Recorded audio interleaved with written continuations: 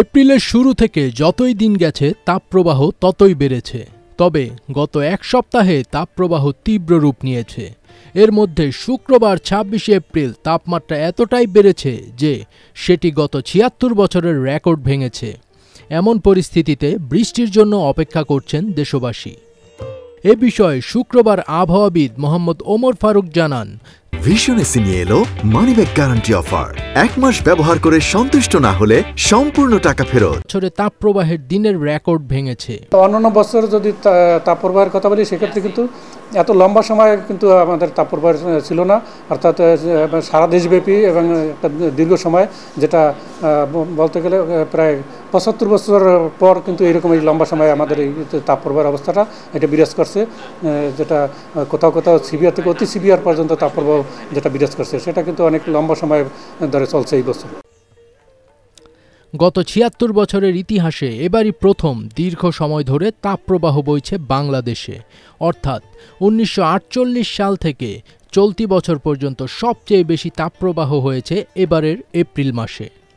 তিনি বলেন, এছাড়া চলতি বছর দেশের ৭৫% এলাকা দিয়ে টানা তাপপ্রবাহ বয়ে গেছে, যেমনটি আগে কখনোই হয়নি। এ সময় বৃষ্টির সুখবর দিয়ে ওমর ফারুক বলেন, তবে আসছে মে মাসের শুরুতে কমবে তাপমাত্রা। মে মাসের ২ তারিখ থেকে দেশের বেশিরভাগ জায়গায় বৃষ্টি হওয়ার সম্ভাবনা রয়েছে। মে মাসের শুরুর দিকে অর্থাৎ ২ তারিখেই দেশের বেশিরভাগ জায়গায় বৃষ্টিপাতের শুরু হওয়ার সম্ভাবনা রয়েছে। বৃষ্টিপাত বলতে কালবৈশাখী ঝড়ের সম্ভাবনা রয়েছে। মে মাসের শুরুতে হিটওয়েভ যে একেবারে দেশ থেকে বিদায় নেবে সেরকম না, কিন্তু এখন যেরকম অস্বস্তিকর অবস্থা, অর্থাৎ সেটা সিভিয়ার থেকে ভেরি সিভিয়ার পর্যন্ত রয়েছে, সেটা কমে গিয়ে কোথাও কোথাও মৃদু বা মাঝারি ধরনের হিটওয়েভের সম্ভাবনা রয়েছে। এদিকে আজ সন্ধ্যা ৭টা পর্যন্ত আবহাওয়া অফিস থেকে দেওয়া পূর্বাভাসে বলা হয়, সিলেট বিভাগের ২-১ জায়গায় অস্থায়ীভাবে দমকা বা ঝোড়ো হাওয়া সহ বৃষ্টি অথবা বজ্রসহ বৃষ্টি হতে পারে এবং সেই সাথে কোথাও কোথাও বিক্ষিপ্তভাবে শিলাবৃষ্টি হতে পারে। এছাড়া দেশের অন্যত্র অস্থায়ীভাবে আংশিক মেঘলা আকাশ সহ আবহাওয়া প্রধানত শুষ্ক থাকতে পারে।